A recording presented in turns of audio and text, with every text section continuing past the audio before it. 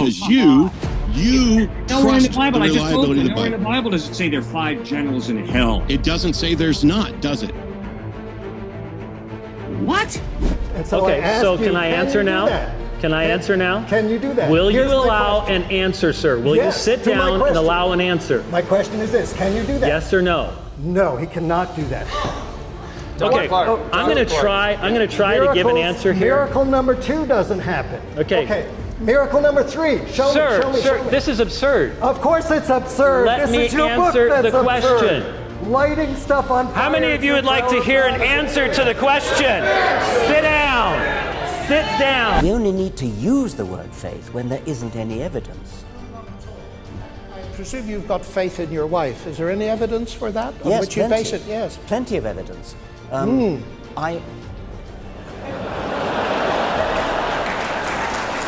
born with a sense of a desire for life, freedom, and autonomy, which is why women have been fighting against the church for 2,000 years to have reproductive rights, freedom from oppression, from males and so forth. And we have all been bending to this because women say, that's what we want. Unless it's something we want because we're born with unless the woman is in the womb. Welcome to 1 hour of Christians debating atheists, where we're diving into some of the most thought-provoking, intense, and powerful moments caught on camera. Get comfy, grab your popcorn, and enjoy the ride. Let's jump right in. Is the resurrection of an individual more in the category of a physical event that could and should have empirical evidence, or more in the category of someone loves someone? I cannot empirically prove to you that George Washington was the first president of the United States. I have to historically prove that to you. Similarly, I cannot prove to you scientifically that Jesus rose from the dead. That's an historical question. So the question then becomes, for me as a thinking human being, what is the historical evidence? Not what's the scientific evidence. Sure. Not what's the philosophical evidence. What is the historical evidence that the dead Christ rose from the dead? That is the question, Matt. So, well, no, the question is there sufficient reason to believe that Jesus rose from the dead? We can present, there is empirical evidence of George Washington. And yes, it is historic as well. Empirical evidence. Did you ever see him, smell him, taste him, touch him? Do you think empirical evidence requires a person now to see, smell, taste, or touch a thing? Yes. Empiricism is an emphasis on sight, smell, taste, hearing, and touch. Yeah. See, the problem is what you're doing there is you would, if that were the model, eliminate everything everywhere, because everything takes place in the past. You don't have any present. All you would have is your own.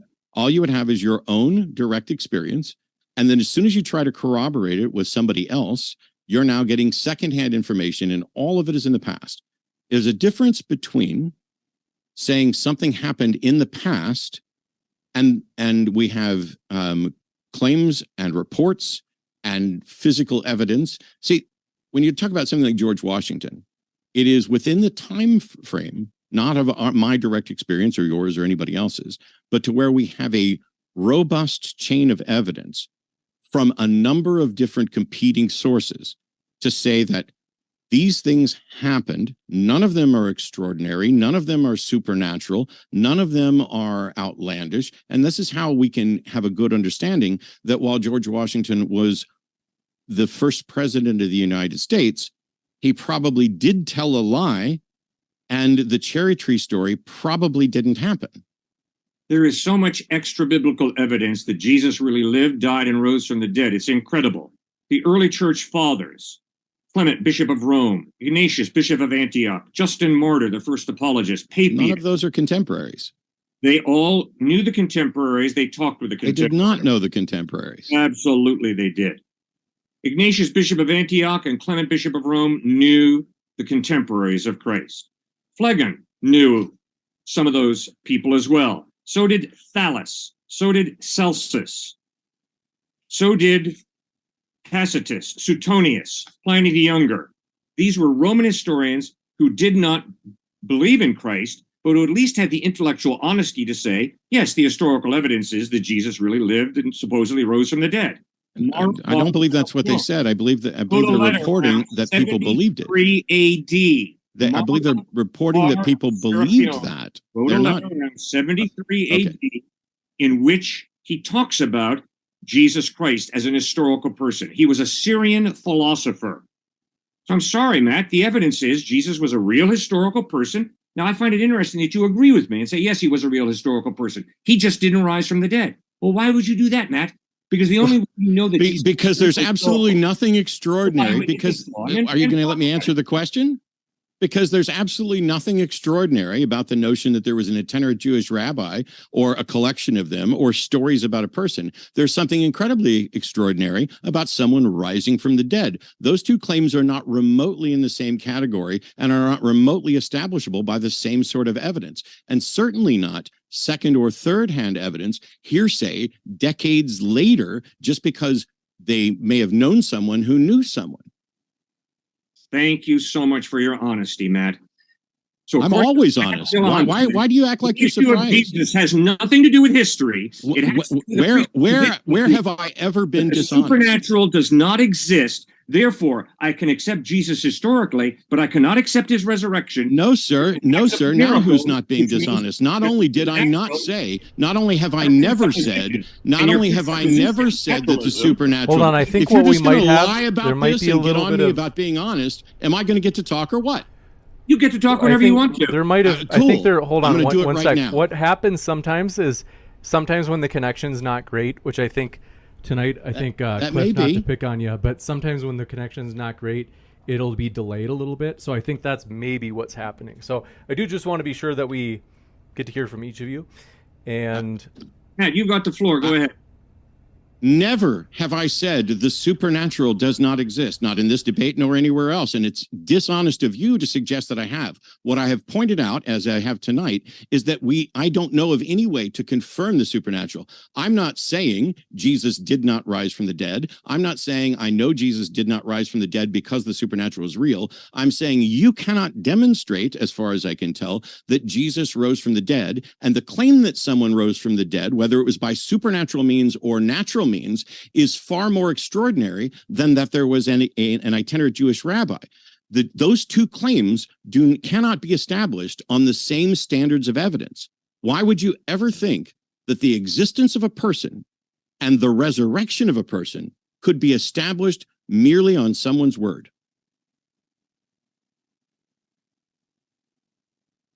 Keep going. That was a question. Do you have any more? I have lots of them. Are you going to answer that one? Sure.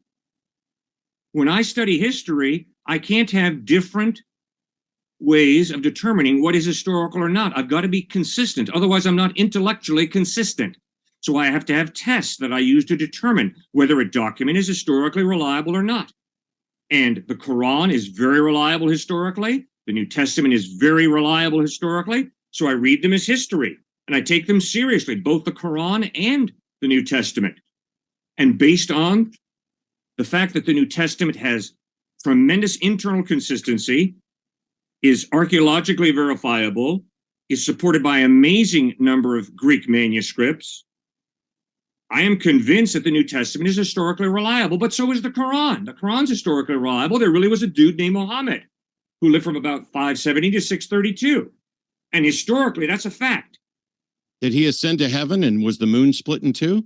I don't have the faintest idea. I don't think so. And yet you're talking about how the Quran is historically accurate and the Bible is historically accurate. And because you think that the Bible is historically accurate, that's good enough to justify a resurrection. But when it comes to the Quran, you don't seem to know whether or not it's enough to justify the moon splitting to two or Muhammad ascending to heaven. Why is that? Because there's so many internal contradictions in the Quran that I cannot accept it as totally reliable. When I read the Gospels, there's a tremendous internal consistency, internal harmony that is mind-boggling. What about it? What about consistency with the facts of reality? Christ really did die on a cross. He was buried in the tomb of Joseph of Arimathea. His disciples dispersed in disillusionment. They were totally blown out of the water by his death. They were not expecting to see him again. But 3 days later, he first appears to some grief-torn women. And then over a period of 40 days, he appears to over 500 people who see him at different times, in different places, risen from the dead. The Apostle Paul writes in 1 Corinthians 15 that Christ appeared risen from the dead to over 500 people. Where are their stories? Where are their stories? And you can go out and talk to these people, Paul is saying. Some of them are dead, but some of them are alive. I can't talk to them, and we have no records of anyone ever talking to them or any of them ever getting a story from them. If God has this an incredibly important message for humanity and comes down and presents himself in human form and sacrifices himself to himself and wants to preserve this narrative, why didn't God make sure that the Bible includes eyewitness accounts from those individuals? We do have eyewitness accounts. Matthew was an eyewitness. The book of Matthew was not written by Matthew, nor was it written by an eyewitness. But I was specifically referring. But I was specifically referring to the 500. No, baloney. Matthew wrote Matthew. No, he didn't. Prove that, but there's evidence supporting that. You just go to Papias. You go to the early church fathers, and they wrote about Matthew writing Matthew, Mark writing Mark, Luke writing Luke, and John writing John. It's very clear. So here, I have my Bible here. If I go to the book of Matthew on the cover sheet, what's it going to say, the very first line? Well, why don't you read it for me? Sure. Although the first gospel is anonymous, the early church fathers were unanimous in holding that Matthew, one of the 12 apostles, was its author. So the early church fathers say that it's Matthew, but the gospel itself, there we go. The gospel itself is anonymous. Among New Testament scholars in Bible colleges, do they hold that Matthew, the apostle, wrote the book of Matthew? Who is a more reliable source of information about who wrote a book? A person who lived 50 to 100 years after the writing, or a person who lived 2,000 years after the writing? In this case, the person who lived 2,000 years after the writing, because the individual 50 to 100 years later, or 100 to 200 years later, doesn't have information to the full expanse of Christendom of what we've discovered about the writings in order to compare them. Just like the early historians who were not contemporaries, but were potentially talking to contemporaries, were writing about what they heard. They don't have the investigative ability to do it. They don't have the understanding of analyzing writing. Nothing I'm saying here is remotely controversial among New Testament scholars. But yes, it is very controversial. No, it's controversial for people like you, not for New Testament scholars. Study Daniel Wallace down in New Orleans. You can cite one or two if you want to, but if you go to earlychristianwritings.com, if you go... Writings of John Lennox, Professor Emeritus in Mathematics at Oxford University. Sure. Read about the first woman president of MIT. Okay. Susan Hockworth. She's a follower of Christ. These are brilliant even if... people. So for you to minimize Christians as being a bunch of narrow-minded fundamentalists who can't study, that's really, really incredibly judgmental. Sir, I did not. Yes, you did. No, sir, I did not. That's a blatant lie. I did not care. If you're just going to try and trash everything I say because I'm pointing out what New Testament scholars say and that you don't agree with them, and if you're going to try and shut up. Hold on one sec. If you're going to try and characterize that as me painting Christians as credulous rubes, that is dishonest and not true. I have fought against that repeatedly, and you of all people should know that. Why did you quote the Twitter message that you got? Why did you quote that, Matt? If you're such an open-minded, thinking human being, why did you quote that very, very questionable Twitter? Because you want me to answer it, or are you going to ask me 4 times? Because that happened this week. It is someone making claims about Christianity. It is someone who participates in this chat, and I specifically said that you may not agree with it. But what you have to acknowledge is that Christianity at the individual level is made up of a bunch of different claims with that you guys don't all agree on. That has nothing to do with who's credulous, who's a buffoon, who's confused.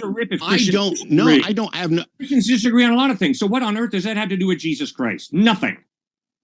Muslims disagree. That has nothing to do with Muhammad. They're Shiites and Sunnis. Tells you nothing about Muhammad. Right. Sure, there are disagreements among Christians. Sure, there are disagreements among Muslims. Sure, there are disagreements among atheists. Tells you nothing about truth and reality. Tells you that there are people who disagree. So what? What's your point? The point is the fact that people disagree about foundational things within Christianity mean that we need to get to a definition of what is true and what isn't true, because 2 different Christians will tell you 2 different things and say that they're true, and they will disagree on those things. if we're going to say Christianity is true, why are those things different? I didn't bring this to, and I repeatedly pointed it out. First of all, I find it ridiculous and amusing, and I figured that you would very easily say, no, I don't buy into the notion that there's 5 generals of hell and 2 of them are responsible for lesbian sex. But what criteria are you going to use to determine the truth of what you call Christianity that would exclude what she thinks it is? That Twitter that you used was a sad commentary on the stuff that you like to dabble in, Matt. That's scary. That is really scary. You know very well that they're not 5 generals in hell. You've read the Bible. So what on earth? Why would you stoop to that, Matt, and try and use that as a point? I mean, it's ridiculous. So now you're saying that this tweet is about something that I dabble in. I had nothing to do with this. You read it. And yes. You put it forth in our debate. You're using it.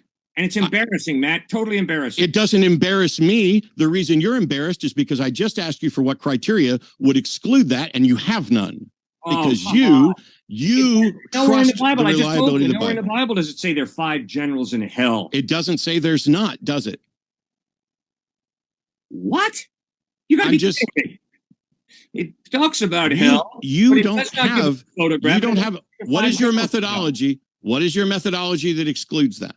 Very simple. Whenever I read any book, to interpret accurately means to read in context and to respect literary style.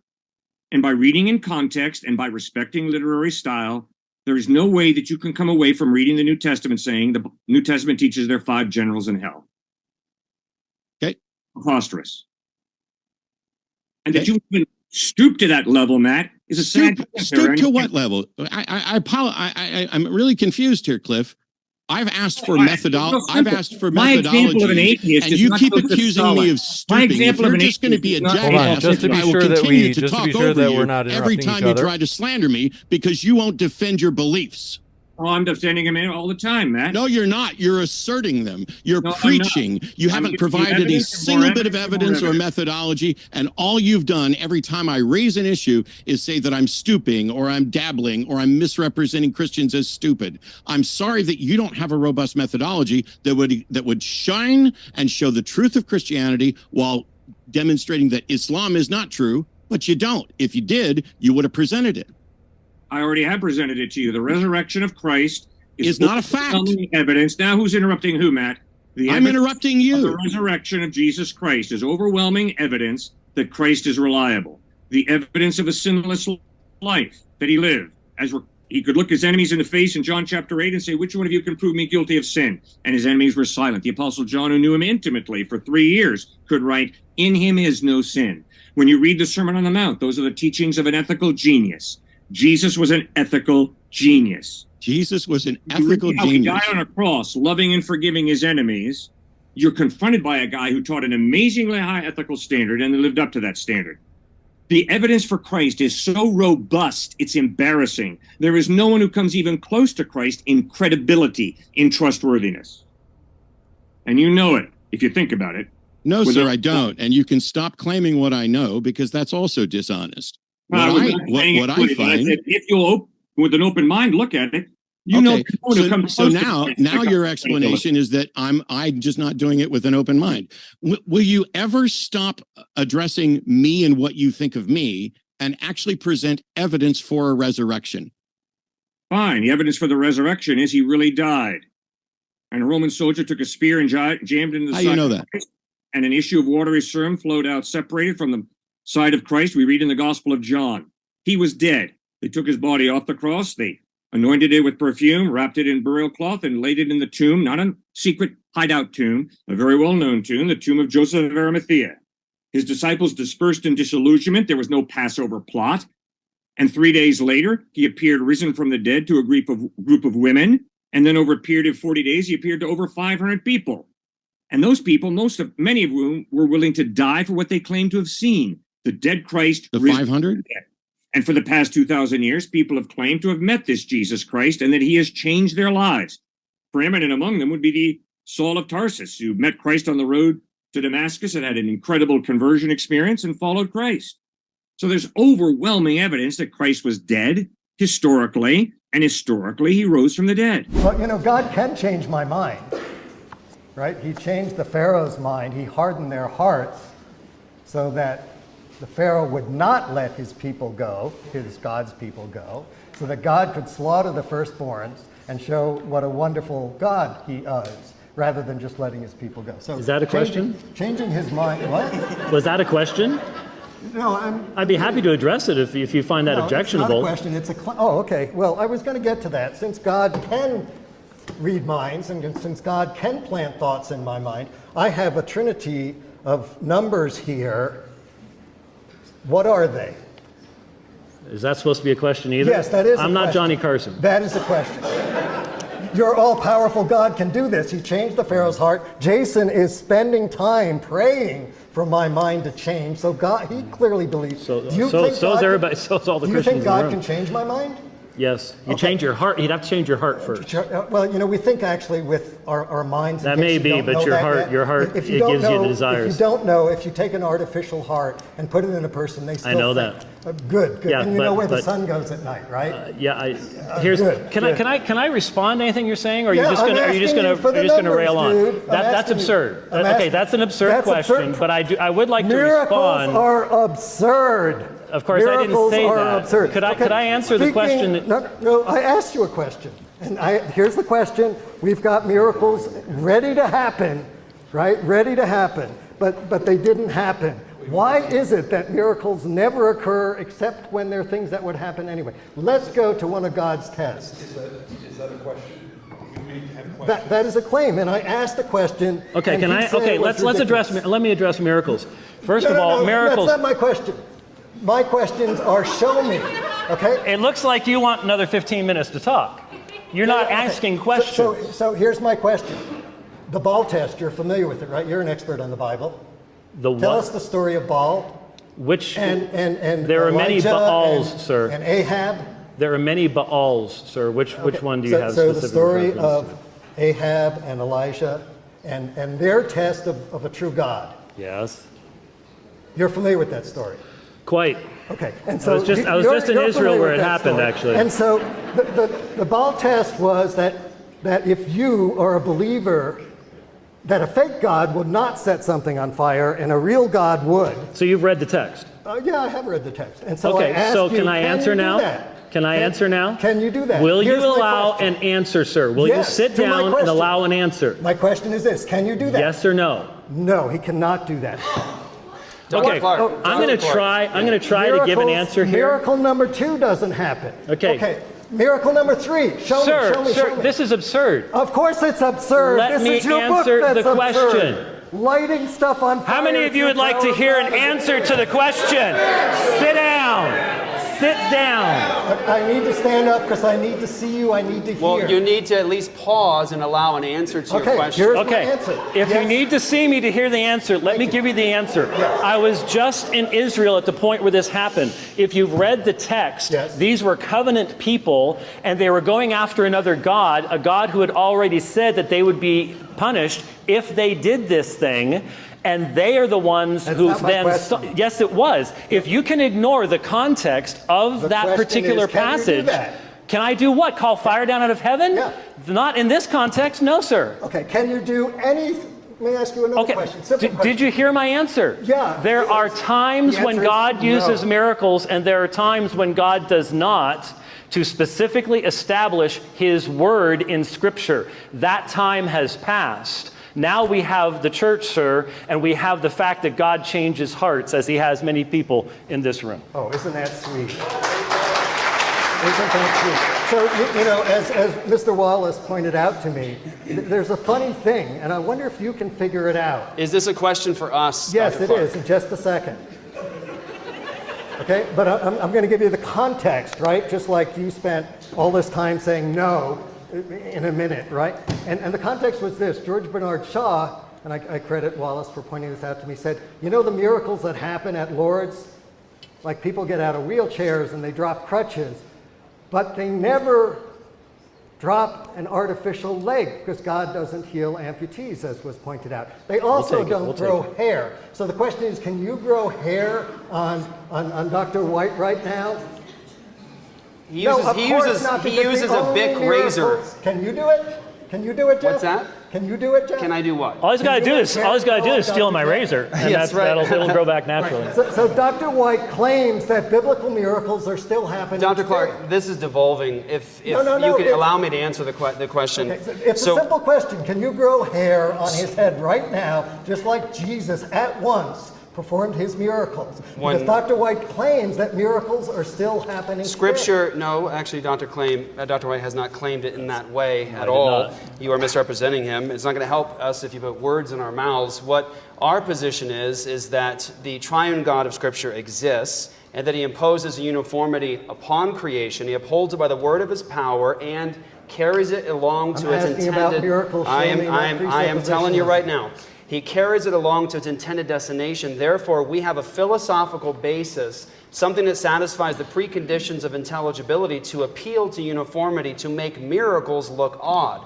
Further, our God is the triune, holy, holy, holy God. We are sinners, rebels in a fallen creation, and sir, we have no right to look up to God and tell him, you do as I say. And I am very, very glad, certainly glad for your sake tonight, sir, that God doesn't allow us to call down fire upon you. That's right. These debates have been wild so far. You can really see how deep the questions go and how sharp the responses are. Let me know in the comments which moment has stood out to you the most. Personally, that last exchange was intense. Let's dive back into the video. If you're a brain evolved by an unguided, unintelligent process and all your thoughts are completely dictated by the laws of physics, in other words, you're a moist robot, then why should we think your thoughts are true, including the thoughts you've stated right here tonight? Okay.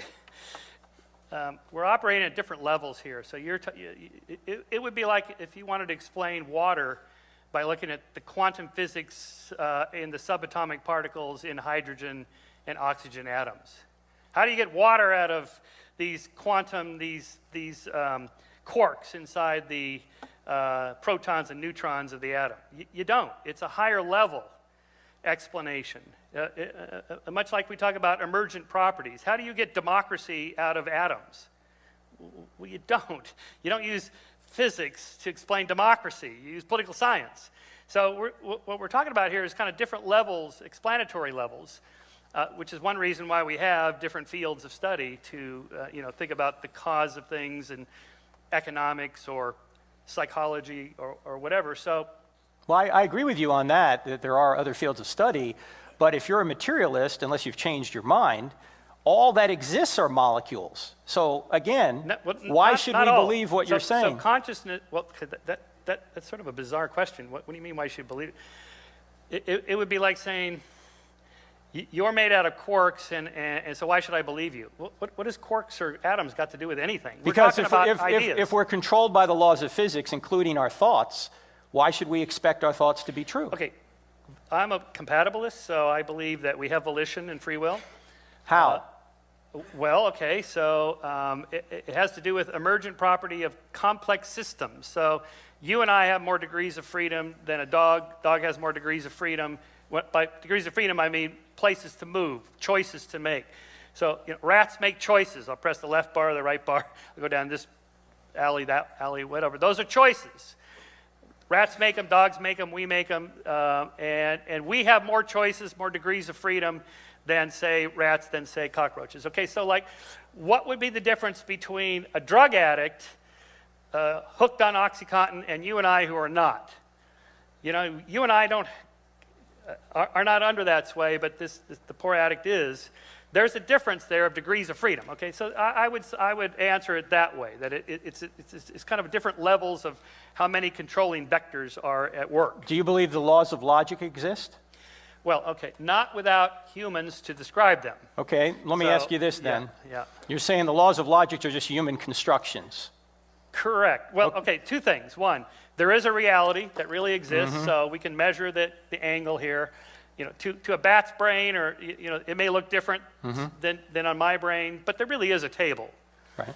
And it really exists. Even if I can't ever know what it's like to be a bat and know what it feels like to experience a table through echolocation rather than touch or sight, but still, that really exists. So the laws of nature that we describe and interpret with mathematics and words, those are human constructions. There's no like second law of thermodynamics or a Newtonian equation in a star. A star is just doing what stars do. When they get a certain pressure and temperature, they convert hydrogen into helium. All right, let me just ask you this. And you're saying they're human constructions then. So let me ask you this. Before there were any human beings on the earth, was the statement there are no human beings on the earth true? Yes. Okay, well then how could the laws of logic just be human constructions then? Well, but we're asking that today. Regardless of when we're asking. If there's no humans, there's no one asking the question. But it was still true prior to that. How could you and I even communicate if you had your own idea of the laws of logic and I had my own idea? How could we even communicate unless because there is a reality and we share a common neuroanatomy to describe it in ways that are similar. So this gets at the problem of other minds. Mm-hmm. How do I know your red looks like my red? Okay, these head scratchers that you get in Philosophy 101. How do I know that you're not all a bunch of zombies and I'm the only one with the lights on? Okay. My answer to this is the Copernican principle, which says we're not special. You know, the Earth is not the center of the universe. You know, we go around the sun with all the other planets. We're not special. We're just in a little corner of the Milky Way galaxy, one of 100 billion galaxies. We're not special. So the chances of me being the super special one human that's conscious and self-aware, and the rest of you are zombies walking around and you only look like you're and pretending to be conscious is very low. So that's how. Right, but you're still not answering how these laws exist because they exist even if human beings don't exist. Mm-hmm. The laws exist in the mind of God. Okay. Otherwise, you and I couldn't even communicate. Okay, so first of all, they exist in the mind of God. That doesn't follow from this at all. That's a separate assertion. We can come back to that. When we talk about a law... Wait a minute. What you just said there is an assertion, and you're using the laws of logic to say it. If the laws of logic aren't objective, that statement couldn't be true. First of all, okay, so back up. First of all, it's not true that there has to be a God or else... Why would God make the laws any special? What's God got to do with the laws of nature? Nothing. You're just saying that. That's the very point. I'm not talking about laws of nature. I'm talking about the laws of logic. But if you want to talk about the laws of nature... Those are just words we're using, conventions, mathematical equations. Those are all human constructions. Michael, I know you're not a postmodernist. Please. They're just words. No. They're describing truths. Yeah, but the equation, again, back to... I'm skeptical you're a postmodernist. Say Newtonian equations, they don't exist in the sun. The sun's just doing what the sun, it's just physical matter doing what it has to do. We describe it. So before there were humans, no, there was no law. So the sun was not burning before there were humans? No, the sun, of course, is burning, doing its thing, but there's no law, there's no Newtonian equation to describe it. Well, there's no Newtonian equation to describe it in our minds because we're not here yet, but that Newtonian equation is still describing the truth of what was happening. No, not the equation. The equation describes what happens. The equation doesn't do the work. The equation is our way of describing how it works. Correct. Okay, but that existed prior to you and me ever existing. The sun was burning before you and I ever existed. Okay, I think we're talking Let me move on to another question. We're talking about two different things here. We're talking about the material reality of stuff that exists and then our description of it. Right, well, you're going with emergent properties, which appears to be a faith position. Anyway, let me ask you this. If God does not exist, only molecules exist, what is the nature of the moral standard called goodness, and why are we obligated to obey it? What is that little ruler if it's not God's nature? Okay, back to where I started. Frank, can you think of any reason why sexually molesting a child is bad? I can think of reasons, but they're all based on moral principles which require God. No, they don't. Sure they do. No, really. Do you really need God to tell you and explain to you why it's wrong to molest a child? No, not to tell me why it's wrong, but you don't need God to know right and wrong. You don't need God to be good. You just need God to justify what good is. No. Right there. Stop right there and leave out the God part. I know why it's wrong. Full stop. You know why it's wrong, but why is it wrong independent of you knowing it? So Plato refuted this 2.5 millennia ago. It's called the Euthyphro problem, or the Euthyphro dilemma. That is, if God says, say, murder is wrong, although technically by definition that's what murder means, wrongful killing. But in any case, are there reasons why God is saying that? Yes, God has his reasons. Okay, give us the reasons. Made in the image of God. And skip the middleman. All we need are the reasons why. But see, that implies a moral principle. When you, like before you said, the reason you shouldn't sexually molest a child is because they're sentient beings and you wouldn't want them doing it to you or vice versa or whatever. Those are all other moral principles that need a source. What is the source on atheism? The source what is the standard? Leave atheism out of it. Atheism isn't anything. It's just lack of belief in God, full stop. We could talk about civil rights, civil liberties, the rule of law. Where do rights come conventions. I think rights come from, the basis of it is human nature and what all of us want. Now, I think we're born with an inherent, innate sense of right and wrong. We know from research, like in Paul Bloom's lab at Yale, for example, with tiny infants. These are like 6 months to a year old babies. And they are shown a little puppet show.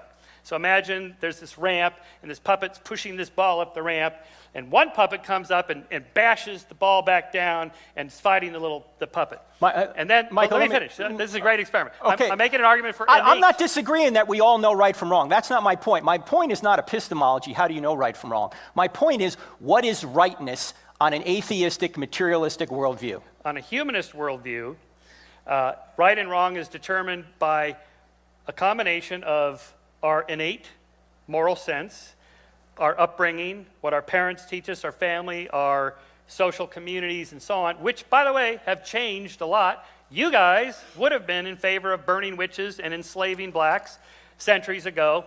You don't believe that anymore. Maybe 50 years ago, most of you would have voted, probably about 90% would have voted that blacks and whites getting married should be illegal. It's not God's plan. God separated the races by continents. These were arguments made in the 20th century. Okay, Nobody here would argue that today. Michael, your book... Gay marriage. Most of you were probably against this. I contend probably half of you tonight are already in favor of it, or at least let it happen. In 10 years, we won't even be talking about gay marriage. Michael, why are any of these right things... right and wrong shifts over time, and it doesn't come from religion. It doesn't come from the Bible. There's no reinterpretation. Oh, when Paul said this, he really meant gays should get married. No, that's not how moral change happens. It's not happening through religion. I'm not talking about moral change. I'm talking about the grounding of morality. If we're just molecules, well then if we do it, then who's to say Hitler was worse than Mother Teresa? Again, who's to say that if there's no standard beyond either of them, how can you say Hitler was wrong? Can you think of any reason why Hitler was worse than Mother Teresa? If you say because he killed people, then you just brought another moral principle in, it's wrong to kill people. Why is it wrong to kill people? How about the survival and flourishing of sentient beings is a good, and the more we promote that and do it, that's good. Harming and killing people is bad. Michael, Hitler says no. Hitler wants to flourish his sentient beings, not you. Yes, Why is he wrong? So he was wrong because it's violating the sense that every autonomous person has of a desire to live and fulfill their destiny as Why is that a moral beings. Principle we ought to obey? We're born with it.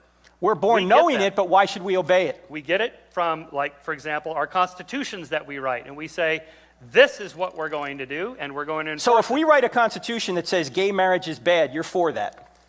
No. Okay, so there's a standard outside the Constitution you want to impose on it. Based on our nature, yes. It comes inherent with the species. We're born with a sense of a desire for life, freedom, and autonomy, which is why women have been fighting against the church for 2,000 years to have reproductive rights, freedom from oppression, from males and so forth. And we have all been bending to this because women say, that's what we want. Unless... It's something we want because we're born with it. Unless the woman is in the womb. Okay, now let's talk about that for a second. Let me go to a new subject, Michael. No, wait. No, you it's brought it up. It's my time, Michael. You brought it up. And here maybe... Would it be immoral for me to stop you? It might be a good time to use Bill Maher's line that Republicans are pro-choice all the way up to the time where their mistress gets pregnant.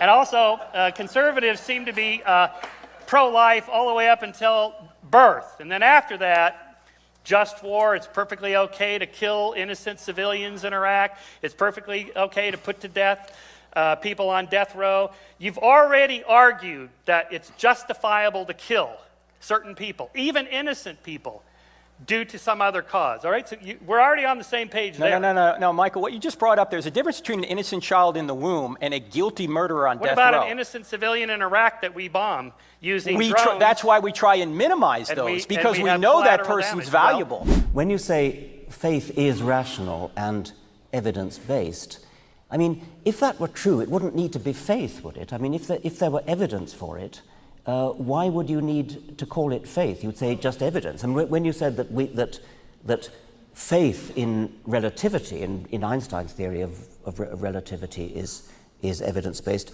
that of course it is. But the evidence is all important. I mean, Einstein's predictions fit in with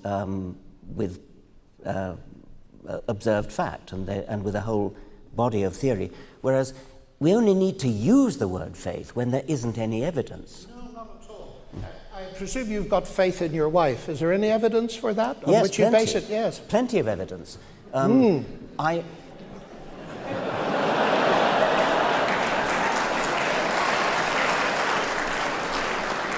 Let's generalize it. Never mind about my wife. Let's generalize it. It's the same with mine, Richard. It's the same with mine. Let's say that in general, how do we know that somebody loves us? Okay? Yes. You can use a word faith for that if you like, but it's not the right use of the word. Because, it is. Because you know why, you know your wife loves you because of all sorts of little signs, little catches in the voice, little looks in the eye. That's the evidence that it. Yes, that's evidence. right. That's perfectly good evidence. That's not faith. Yes, it is. Well, okay, then we're coming down to pure semantics. I think you've been influenced too much by Kant, you see. Not explicitly, I have to say. Okay, let's go on. Which of these statements are we now on? We're on the second. Looking for an opening.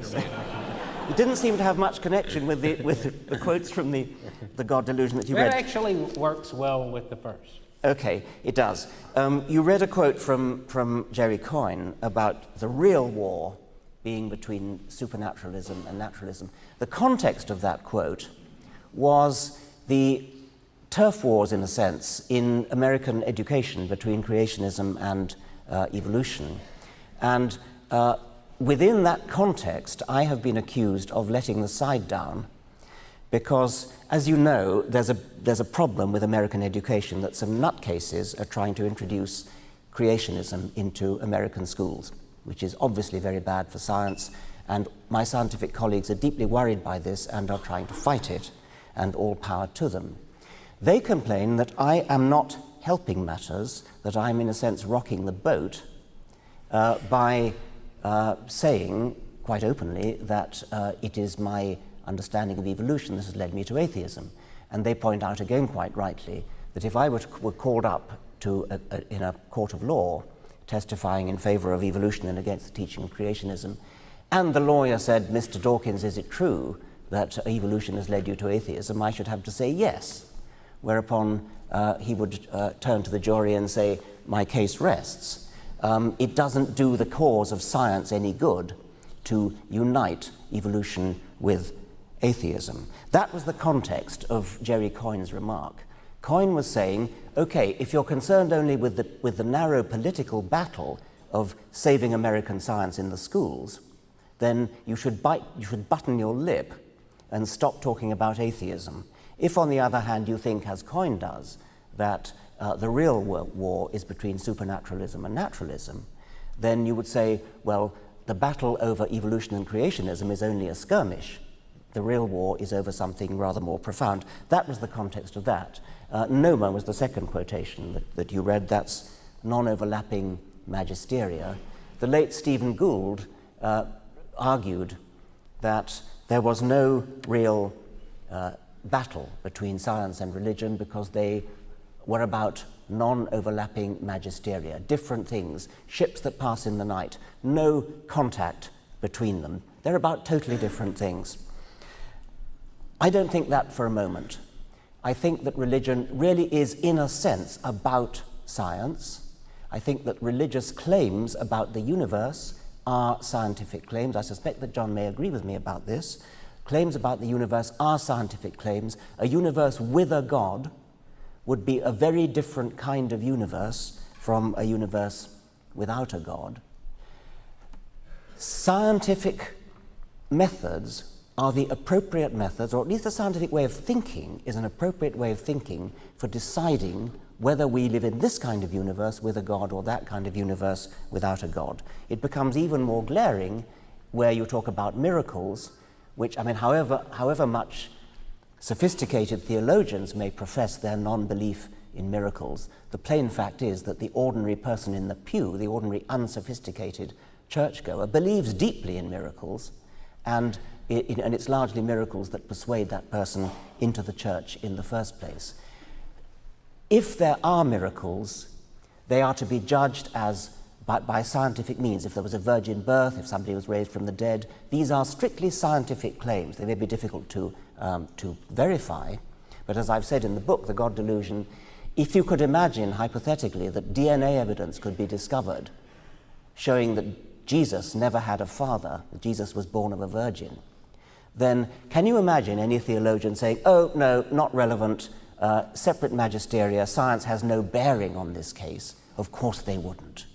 Science has every bearing on this case. That's what I have to say about Noma, and I think I probably run out of my 5 minutes. Thank you, Professor Dawkins. Well, I agree with you very much on the Noma issue, Richard, that science and religion, keeping them separate. Actually, if you read the small print on Noma, it rather disconcerts you because it says that science deals with reality and religion with everything else. And of course, I'm not very happy with that. I certainly agree with you that the modes of logical analysis that science has introduced to you are the right ones to deal with many of the central claims of Christianity. I would widen it a bit. It's historical science, of course. We're dealing with events in the past. But Christianity is falsifiable in that technical sense. I would very much support that. Now, the thesis here is that science supports atheism, not Christianity. I think atheism undermines science very seriously. Because if you think of the basic assumption that all of us who are scientists have, that is, we believe in the rational intelligibility of the universe. And it's interesting to me that scientists of the eminence of Eugene Wigner and Albert Einstein use the word faith. They cannot imagine a scientist without this faith.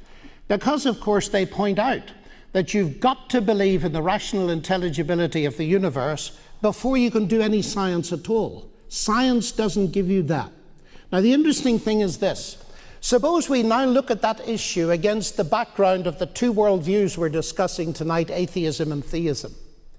Atheism tells you, at least Richard tells us in his book, that since human life has been cobbled together by unguided evolution, it's unlikely that our view of the world is accurate, quite so. And if you are a reductionist, as you must be as a materialist, reducing beliefs to the physics and chemistry of neurological structures, then it raises a very big question, ladies and gentlemen. If in the end my beliefs, my theories, my scientific theories, are the results ultimately of the motions of atoms in my brain produced by an unguided, random, mindless process, why should I believe them?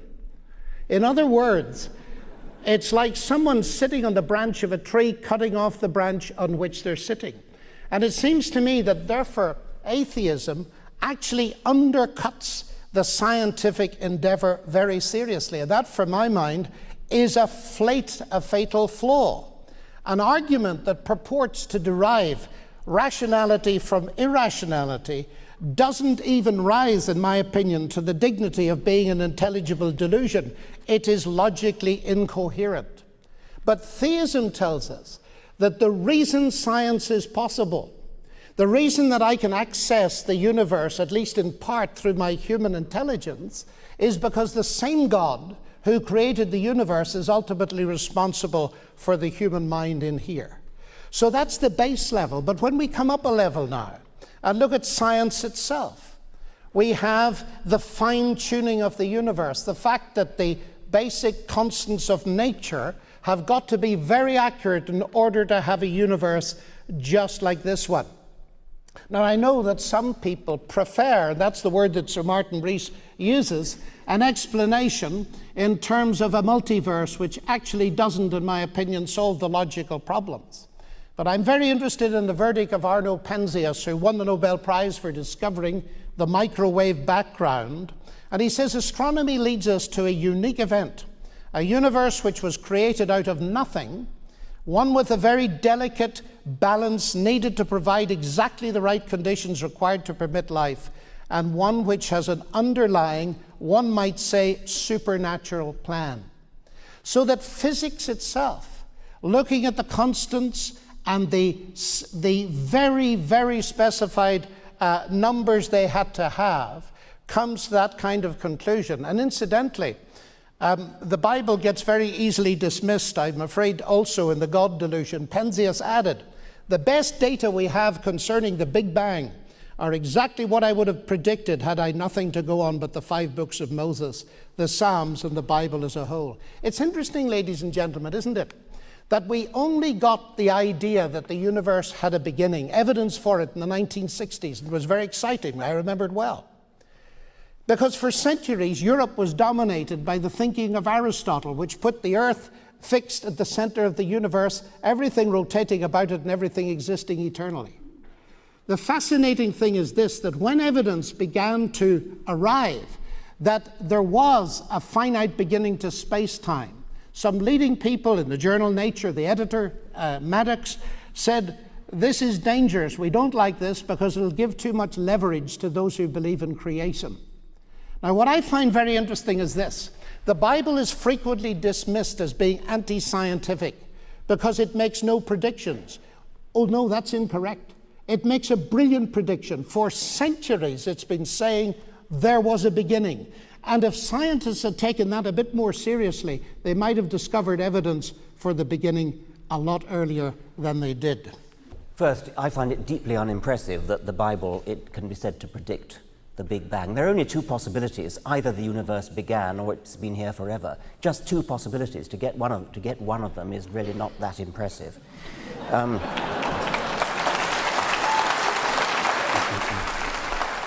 Now, sorry? At least it got it right. Toss a penny, you've got a chance of getting it right 50% of the time. Right. Design is dead, otherwise one must explain who designed the designer. Well, we skate over a lot when we say design is dead. I think probably John and I would agree that life is explained. Darwin explains life, and no serious scientist doubts that. So we go back to the previous, a rather more difficult stage in the understanding of where we come from, which is the origin of the universe itself. And that really is genuinely difficult. We don't know. We understand essentially biology, we don't understand cosmology. In a sense, we could say cosmology is waiting for its Darwin. John mentioned in the answer to the previous question the idea of the physical constants being finely tuned. And it's quite true that many scientists, many physicists maintain that the physical constants, the half dozen or so numbers that physicists have to simply assume in order to derive the rest of their understanding, just have to be assumed. You can't provide a rationale for why those numbers are there. And physicists have calculated that if any of these numbers was a little bit different, the universe as we know it wouldn't exist. We wouldn't be here. The universe would perhaps have fizzled out in the first yoctosecond, and so we wouldn't be here, or other things would have gone wrong. It's tempting, once again, to import the easy, facile idea of a designer and to say that the designer twiddled the knobs of the universe at the Big Bang and got them exactly right, got the gravitational constant right, got the strong force right, the weak force right, and so on. But it seems to me to be manifestly obvious that that is a futile kind of explanation because, as the quotation says, who designed the designer? You have explained precisely nothing Because instead of just saying, oh, well, the knobs were tuned to the right values anyway, you say, oh, there was a God who knew how to tune the knobs to the right values. And if you're going to postulate that, then you've, in a sense, sold the pass. Some physicists solve that problem by not invoking God, of course, but by invoking the anthropic principle, saying, well, here we are, we exist, we have to be in the kind of universe in which is capable of giving rise to us. That in itself, I think, is unsatisfying, and as John Lennox rightly says, some physicists solve that by the multiverse idea, the idea that our universe is just one of many universes. There's a sort of foaming bubble, a bubbling foam of universes, and the bubble in which we are is only one of billions of universes, and each of these universes has different fundamental constants. Most of them have fundamental constants which are unsuited to give rise to the sort of permanence and the sort of chemistry, the sort of conditions that gives biological evolution, Darwinian evolution, the chance to get going. A tiny minority of those universes has what it takes to give rise to Darwinian evolution, ultimately chemistry and then evolution, and that tiny minority has to include the universe in which we sit, because here we are. The anthropic principle, the principle that we have to be in a universe capable of giving rise to us, plus the principle of the multiverse, provides at least an interim, satisfying explanation in a way that a creator couldn't possibly be a satisfying explanation for the reason that I've given. Then, having got ourselves into a universe which is capable of generating stars, capable of generating chemistry, and ultimately capable of generating the origin of life, then biological evolution takes over, and now we're on a clear run. Now we understand what happened. Once biological evolution gets going, then it's easy to understand most of what's difficult. Most of the difficulty of understanding the universe lies in the vast complexity of life. That's what really, truly impresses people. That's why people who believe in God mostly do believe in God, because they look around the living world and they see how impressive it is. So that level of impressiveness is completely destroyed by Darwin, and Darwin, of course, doesn't explain the origin of the universe. For that, I invoke the anthropic principle and the multiverse. Less satisfying, admittedly, but science makes progress. The one thing you can be absolutely sure is that a creative designer cannot be a satisfying explanation. Dr. Lennox. The anthropic principle, as you stated, Richard, I think is a complete truism. Of course, we have to be on such and such a kind of planet, of the kind that we could appear on. That does not answer the question how we came to exist on it. And I fear I have to disagree with you on Darwinism. Darwinism does not explain life. It may explain certain things about what happens when you've got life. But evolution assumes the existence of a mutating replicator. It does not explain how that replicator came to exist in the first place. Now, that's a major discussion. I want to address the who designed the designer question, because it's the old schoolboy question, who created God? I'm actually very surprised to find it as a central argument in your book, because it assumes that God is created. And I'm not surprised, therefore, that you call the book The God Delusion, because created gods are by definition a delusion. Now, I know, and I ought to explain, that Richard doesn't like people who say to him that they don't believe in the God he doesn't believe in. But I think that this is possibly touching a sore spot, because you leave yourself wide open to the charge. After all, you are arguing that God is a delusion. And in order to weigh your argument, I said that it is you who's arguing that God is a delusion. Oh, sorry. All right. And in order to weigh that argument, I need to know what you mean by God. And if you say, if there is a God, you have to ask who created God, that means that you're reduced to thinking about created gods. Well, none of us believe in created gods, Jews, Muslims, or Christians. And I think that argument then is entirely beside the point, and perhaps you ought to put it on your shelf marked celestial teapots where it belongs. The God who created the universe, ladies and gentlemen, was not created. He is eternal. This is the fundamental distinction between God and the universe. It came to exist, he did not. And this is precisely the point the Christian apostle John makes at the beginning of his gospel. In the beginning was the Word. The Word already was. All things came to be by him. God is uncreated. The universe was created by him. Now, I don't know whether Richard has difficulty with the concept of the uncreated. I don't know, and I'd love to know whether he believes as a materialist that matter and energy and the laws of nature were always there, because if they were, he does believe in something eternal. So perhaps the difficulty lies in believing in an eternal person. But I want to probe deeper into this, because he suggested that introducing God would mean an end of science. God is no explanation, since by definition God is more complex than the thing you are explaining. Now, this, he states, is the central argument of his book. I would not have expected an argument like this from a scientist, because explanations in science themselves are usually in terms of increasing complexity. An apple falling is a simple event. The explanation in terms of Newton's law of gravitation is already stretching the minds of many people, but its explanation in terms of a warp in space-time is stretching the minds of the cleverest. Simplicity isn't the only criterion of truth. Let me give you an example. Suppose you're an archaeologist, and I'm exploring a cave with you, and you're a Chinese expert, and on this cave you see 2 scratches. And you say, human intelligence. And I say, pardon, they're just 2 scratches. And you say, but those are the Chinese character run, which means a human being. But I say, look, Richard, that's no explanation at all. You're postulating something as complex as a human brain to explain 2 scratches. That means that your explanation is more complex than the thing you're explaining. That's no explanation at all. Now, it seems to me that's exactly what you're saying in your book.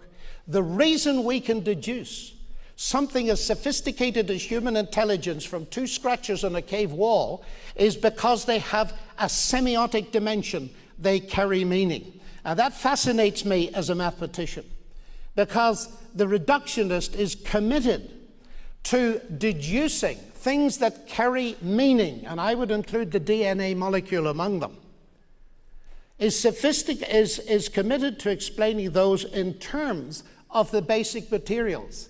But as was pointed out a long time ago by a Nobel Prize winner, Roger Sperry, the meaning of the message is not going to be found in the physics and chemistry of the paper and ink. And it fascinated me too to see that you approved in your book of the physicists looking for a TOE, a theory of everything. But that's a theory where the buck stops. Incidentally, there is no hope for a TOE, as Stephen Hawking has said in 2004 on the basis of Gödel's mathematics and its application to physicists. So I'm interested that you were prepared, as I understand it, to agree that a TOE was a good thing in physics. It's perhaps you like a TOE, a toe, provided there's no God attached to it. Thanks for watching the full video. These debates were packed with powerful arguments and deep questions. Let me know in the comments which moment stood out to you the most, and if you want to see more Christian versus atheist debates like this. Don't forget to subscribe for more thought-provoking content. All credit to the original speakers featured. See you in the next one.